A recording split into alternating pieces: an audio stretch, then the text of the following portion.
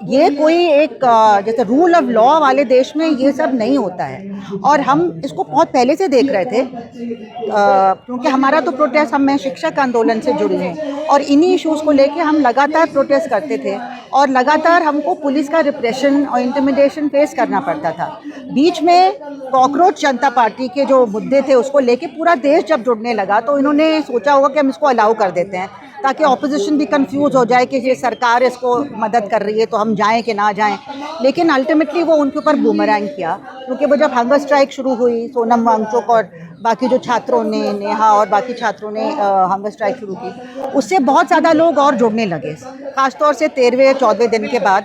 और फिर आपने जिस रिएक्शन में, पैनिक में उनको किडनैप करके आप ले गए पुलिस, उससे तो और ज़्यादा ये वायरल हो गया और फिर लोग दूर दूर से आने लगे, स्टेशन से पॉर इन कर रहे थे स्टूडेंट्स और बाकी नागरिक भी कि इसमें हमें भाग लेना है हर हालत में, चाहे माँ बाप की इजाज़त से चाहे माँ बाप की इजाज़त के बगैर हमें इसमें भाग लेना है, इस प्रोटेस्ट में। तो हमने कभी भी इतना वाइड स्प्रेड डाइवर्स आंदोलन पिछले दिनों में नहीं देखा, मतलब इतने सालों में हमने नहीं देखा, कटिंग अक्रॉस ऑल सेक्शन। उससे सरकार ही गई और इसलिए वो चाहते थे किसी तरह से इसको ख़त्म करो, तो उन्होंने कुछ वादे किए, लेकिन उन वादों पे वो अमल होगी कि नहीं ये तो कोई मतलब हमको तो कोई भरोसा नहीं था, लेकिन हम लोग नेगोशिएशन में था। तो सही नहीं है ना, जब आपकी मांगे सारी मानी नहीं गई तो सीजेपी ने जंतर मंतर से क्यों प्रोटेस्ट खत्म किया? देखिए, मेरा ये मानना है कि देखिए, नेगोशिएट करना भी एक कला है जो हम लोग सालों के आंदोलन से सीखते हैं, है ना। हम लोग सब ट्रेड यूनियन से जुड़े हैं, मैं डूटा की प्रेसिडेंट रही 4 साल, हम लोग बड़े बड़े आंदोलन करते थे और ऑल इंडिया आंदोलन करते थे, तो हम लोग को हार्ड बार्गेन करना आता है, हम लोग को सरकार की नीयत समझना भी आता है। जो सरकार ने 20 जुलाई को इतनी बर्बरता से आम नागरिक के और छात्रों के, खासतौर से यंग लोगों के सर फोड़े, टियर गैस डाली, पैलेट गन चलाया, आप उन पे भरोसा कैसे कर सकते हैं कि वर्बल अश्योरेंस दे देंगे? तो उनको अश्योरेंस का मतलब वर्बल उससे कोई फ़ायदा नहीं था, लिखित में, बल्कि जब तक वो एक्चुअली FIR विड्रॉ नहीं हो जाते। मेरा मानना है कि हमको यहाँ पे ये बरकरार रखना चाहिए था। मैं आई थी 12 बजे एक दिन रात में, मैंने देखा कि CP के मतलब इनर सर्कल तक लोग फैले हुए थे और स्टेशन से आते जा रहे थे, अलग अलग शहरों से पेवमेंट पे सो रहे थे और बहुत ही डिटर्मिनेशन और करेज के साथ आ रहे थे। तो ये आंदोलन ख़त्म नहीं हो रहा था, इसका तो बिल्कुल सुनामी जैसे कहते बाढ़ आ गई थी। कंगना रनावत कह रही है जो छात्र हैं, जो जेनजी महिलाएं हैं, वो गटर जनरेशन है, क्या कहेंगे? देखिए, ऐसा है कि अगर उनको जेनजी जनरेशन की लैंग्वेज से थोड़ी प्रॉब्लम है, वो ज़्यादा एक्सप्लिसिट लैंग्वेज यूज़ करते हैं, हम भी मानते हैं, हम लोग शायद इस तरह की नहीं यूज़ कर पाएँ, लेकिन उनके अंदर आप गुस्सा समझिए और जेनजी की लैंग्वेज समझिए। आपको समझना पड़ेगा जनरेशन गैप है। आप तो ऐसे लोगों को सपोर्ट करती हैं जो हम लोग को ट्रोल करते हैं, रेप थ्रेट देते हैं, रोज़ मिलते हैं। मुझे आता, मैं अगर लगा दूँ तो आप पढ़ नहीं पाएंगी किस तरह की लैंग्वेज वहाँ पे यूज़ हो रही है कि हम ये कर देंगे आपको, वो कर देंगे आपको। तो ये डबल स्टैंडर्ड्स हैं, जो पूरा जो ये इकोसिस्टम इनका है संघ परिवार का, और इनके जो ट्रोल्स हैं, इससे भद्दी, भयानक, घिनौनी लैंग्वेज और थ्रेट्स हो ही नहीं सकते। तो आप क्यों जेनजी को इल्ज़ाम लगा रही हैं जो कहीं भी इस तरह से इतनी भद्दी लैंग्वेज उन्होंने नहीं यूज़ की है? और वो गुस्से में वो जो अगर वो ह्यूमर और विट के संग कर रहे हैं तो आपको बुरा लग रहा है, क्योंकि आपके आका के बारे में कहा जा रहा है। जेनजी किसी को पेडिस्टल पे बिठा के वर्शिप नहीं करता है। कह रहे हम भी तो छात्र थे, हमने भी तो आंदोलन किया है, ये आंदोलन की मर्यादा नहीं है, भाषा नहीं है जिस भाषा का यूज आज का जेनजी कर रहा है। आप समझ नहीं रहे कि जब इनको याद नहीं है कि पता नहीं उम्र क्या है, लेकिन जब 1974 में आंदोलन हुए थे और गुजरात में, बिहार में छात्रों ने किए थे और नरेंद्र मोदी ने भी कुछ आंदोलनों का नेतृत्व किया था, उन्होंने सरकार को सीधे चुनौती दी कि हम सरकार को पलट देंगे। आर्मी से कहा कि मत मानो उनकी बात, जो आज के दिन में सेडिशन माना जाता है।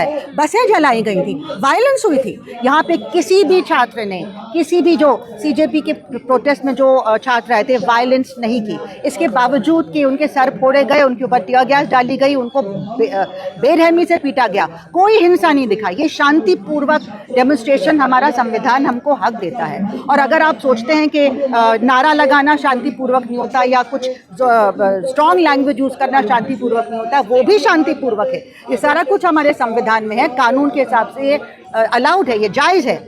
आपके जो पुलिस एजेंसी ने एक माफिया की तरह, और कई लोग तो वर्दी भी नहीं पहने थे, माफिया की तरह पैलेट गन यूज़ की, AK-47 यूज़ की, ये कौन सा कानून है? कानून इक्वल होना चाहिए। आपको अपने एडमिनिस्ट्रेशन को रोप इन करना चाहिए। ना तो आप ट्रोल्स को रोप इन करते हैं, ना आप पुलिस को रोप इन करते हैं, ना आप ईडी को रोप इन करते हैं। ये जिस तरह का काम कर रहे हैं सिर्फ एक माफिया कर सकता है।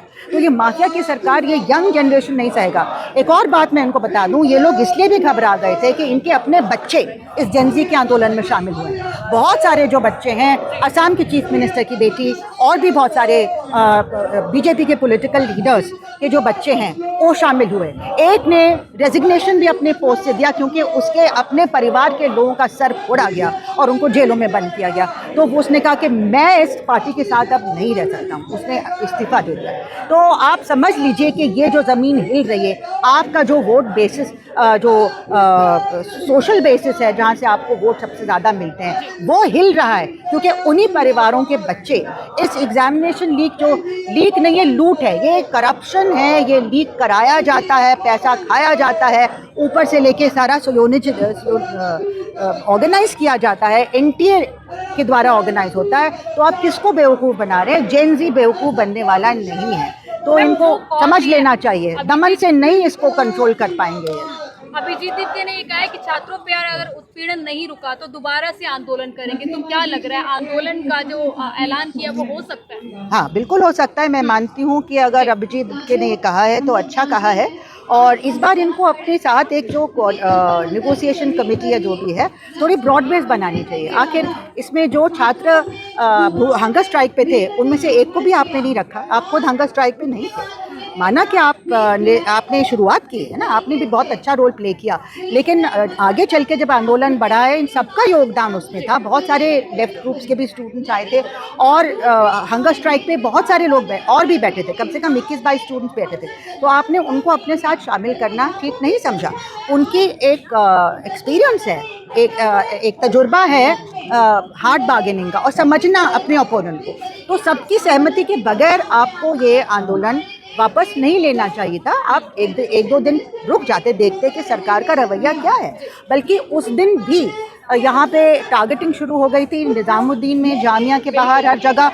स्पेशली मुस्लिम छात्रों को ये पकड़ के रोक रहे थे, जो आ भी नहीं रहे थे यहाँ पे, क्योंकि उनको पहले से अंदेशा था कि मुस्लिम्स को तो टारगेट किया जाएगा तो मत जाओ। लेकिन जो आ भी नहीं रहे थे उनको भी पकड़ के कह रहे थे कि आप जा रहे हैं, उनको जेलों में बंद कर रहे थे और जब उनको डिटेन कर रहे थे। और जो वकील उनके बारे में पूछने गए, एक वकील को मैं जानती हूँ, जूनियर है कॉलिन गोंजाल्वेस का, वो वहाँ पूछने गया तो उसको भी पकड़ के मार के पीट के अंदर बंद कर दिया। तो ये किस तरह का कानून है कि जो वकील पूछने आ रहा है उनके बारे में जो डिटेन्ड है उसको भी पीट के आप अंदर बंद कर देंगे? ये तो योगी आदित्यनाथ चला रहा है अपने यूपी में, अब दिल्ली में यही चीज़ चल रही है।